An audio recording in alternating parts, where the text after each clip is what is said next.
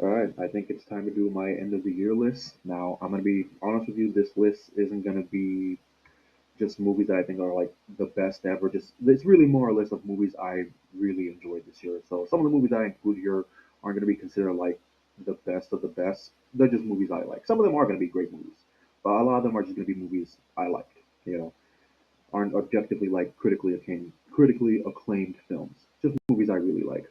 But yeah, I had to go through a lot of movies because I watched a lot of movies this year. So I'll be throwing out a lot of honorable mentions.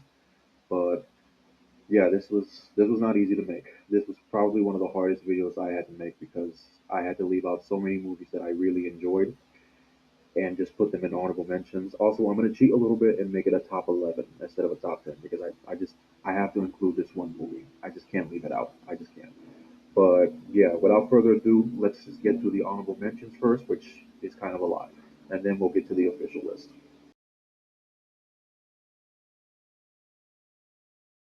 All right, without further ado, here are just some of my honorable mentions, which is kind of a lot, but I got Predator, Killer of Killers, The Monkey, Havoc, Presence, The Notion Scheme, Fight or Flight, Thunderbolts, The Running Man, Avatar Fire and Ash, Jurassic World Rebirth, and that's it. Those are all movies that I really, really enjoy. I just couldn't put them on the list because I don't want this video to be too long. But those are just some of the honorable mentions. Without further ado, let's just get into the list.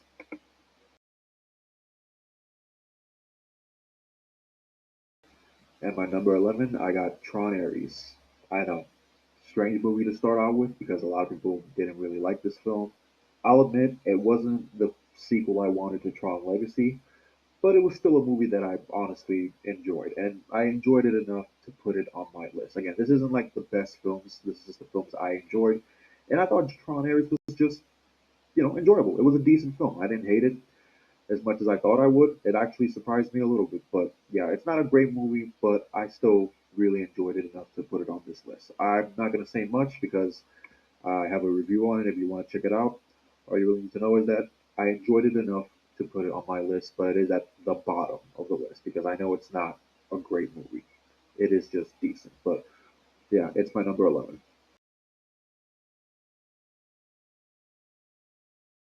All right, at number 10, I got Primitive War. Had a really hard time picking whether I wanted Jurassic World Rebirth or this one, but if I had to be honest with you, I'd probably go with Primitive War. Yeah, Jurassic World is the prettier looking film, but I think Primitive War is just the more enjoyable film. Like it's a better film in general. So if I had to, like I said, if I had a toss up, I'd go with Primitive War. It's just a really fun movie. It's Vietnam soldiers fighting against dinosaurs. That's a pretty cool concept. Sure, the movie is low budget, but I just think it's really fun. So it's at my number 10.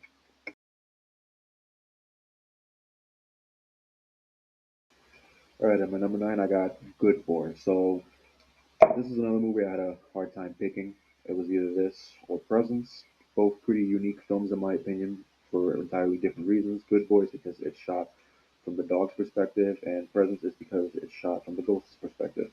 But if I had to pick one, I'd probably go with Good Boy just because I like dogs more. I'm more of a dog person, and I just think that's a pretty unique concept for a film, making a film entirely from the dog's perspective.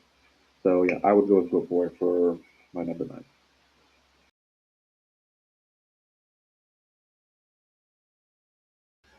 At a number 8, I got Warfare, one of the more interesting war movies I've seen personally. I think it's really good, honestly. I think the characters are all really good. The intense scenes, I guess the action scenes when we do get them, are really well done, and it tells a really interesting story, in my opinion. I just really enjoy the story this movie is telling. And I also like that it takes place all in one place. I don't know why, I just really like movies that do that, in my opinion. But the best part about the movie is just the camaraderie with the characters that they all have. The performances are just great. If you haven't seen Warfare, I highly recommend it. It's one of the best films of the year.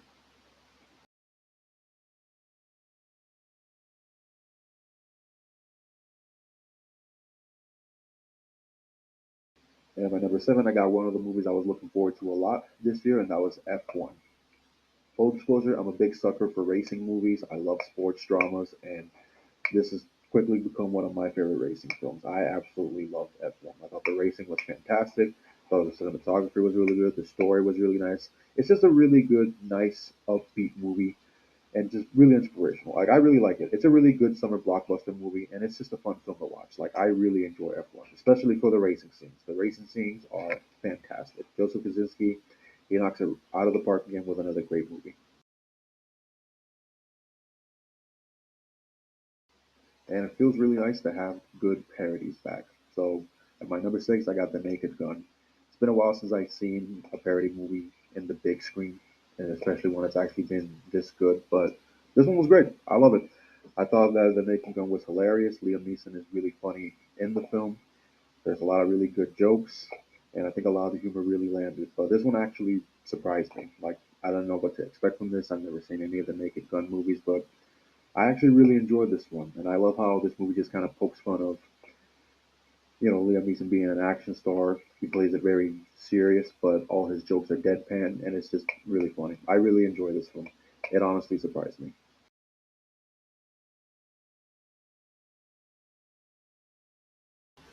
And at number five, I got The Long Walk. So Stephen King's kind of been on a run, a really good run lately with a lot of his adaptations. The Running Man was good, The Monkey was good, and now he has another good movie on his list. So yeah, I really enjoyed this film. It was emotional. I thought the premise was really good. The characters were really good. I like the bonding they go through throughout this entire film. The villains are pretty despicable. It was just a really good movie, and it actually got to me a bit, a little bit. Like I think I almost cried a couple times. It's actually a pretty emotional film, which I don't know. I mean, I never heard of The Long Walk. It's one of the books I've never read, but after watching this film, I actually think I might go and read the book just because I love the film that much. But yeah, The Long Walk. It's at sorry, my number five.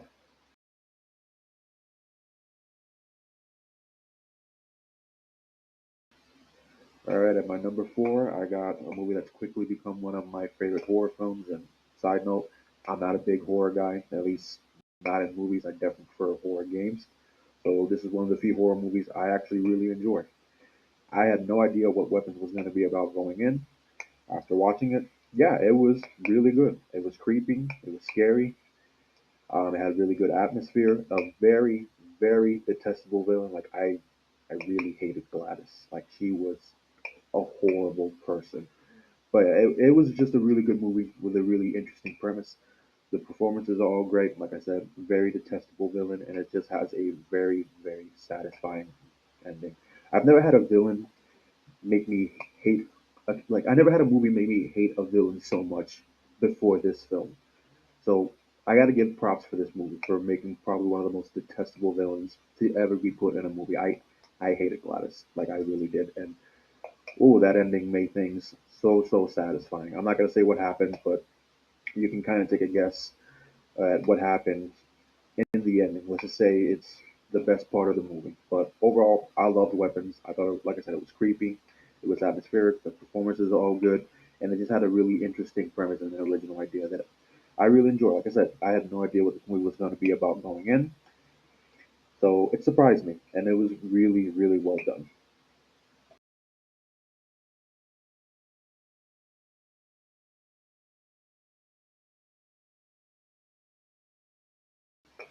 All right, at my number three, I had a hard time picking between Predator Killer of Killers and Predator Badlands, but I decided to go with Badlands mainly because I really appreciate the fact that this was the first Predator movie where the Predator was the main character. So it just felt like a nice, like fresh of breath there, and I really, really enjoyed this film. Yeah, it's PG-13, but I don't really care. I mean, this movie was still pretty gory for a PG-13 film, in my opinion. And the action was fantastic. I love Deck as a character. I love the journey he goes through. I was rooting for him throughout the entire film. I really like the relationship he develops with Elle Fanning's character. I forgot her name. I'm sorry. And the little creature that he tags along with. I thought that was really nice. Again, the action is just fantastic. I think the villains are really good. And again, it's really nice just to have the Predator. I mean, I don't know if this is really a spoiler, but just to have the Predator win for once. And this movie was just so good. So if I had to choose between Killer of Killers and Balance, it would have to be Balance, just mainly because it felt nice to have the Predator be the main character, and I just really enjoyed it. And again, it told a really good story. I like Deck. Sure, he's not your usual Predator, but there's an explanation on why he looks the way he does. And besides, I was just rooting for him throughout the entire film. I really enjoyed Badlands. I'm not gonna get too in depth because I actually do have a review on it if you want to check it out. But just know that I love Predator Badlands. I thought it was a great movie and it was well worth my hype that I had for it. So that's why it's my number three.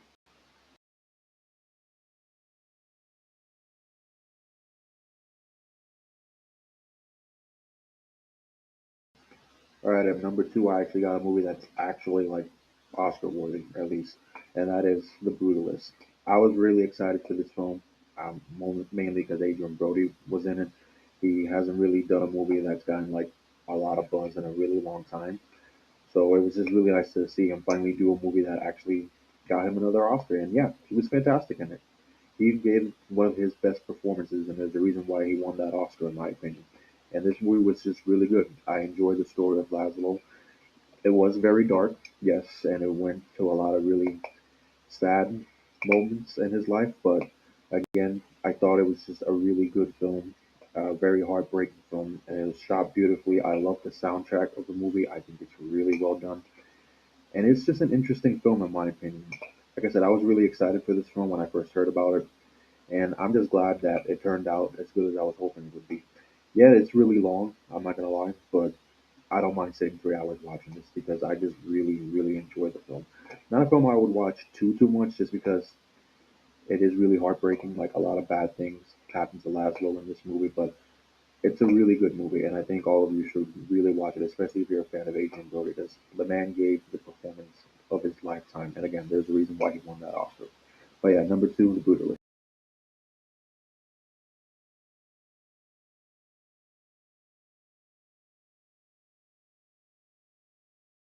All right, my number one movie of the year, the movie I was looking forward to seeing all year ever since it first got announced, and that was Superman.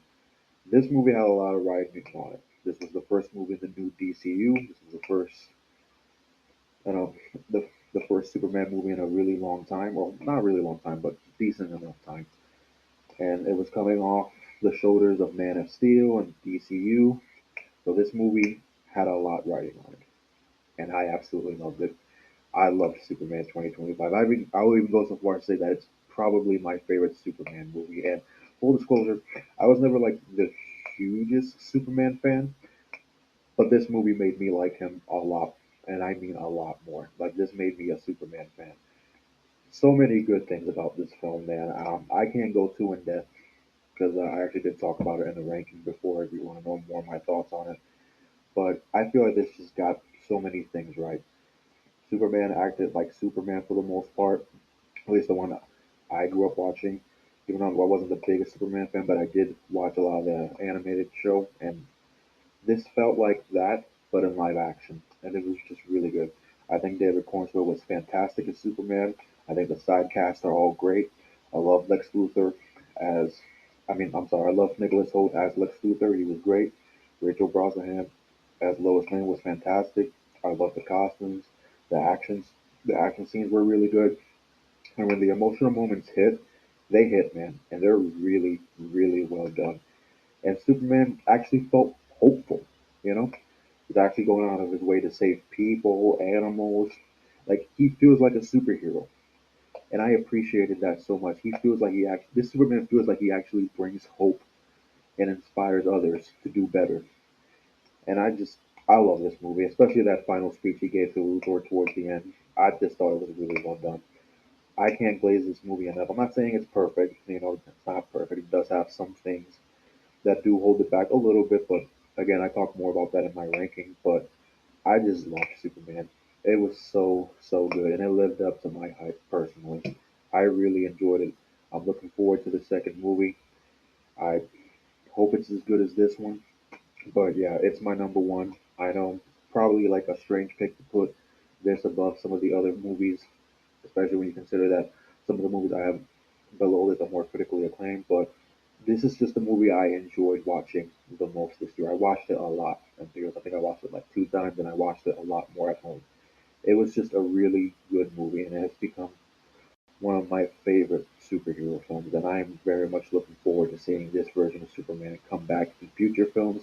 And I'm looking forward to seeing what DCU folds in the next 10 years and see how it turns out.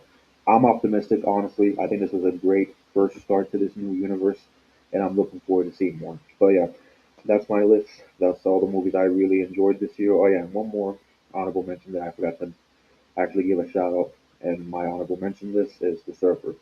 That movie's really good. With Nicolas Cage, check that out. It's really good. But yeah, that's my list. I'm very curious to hear what are your top 10 movies of the year.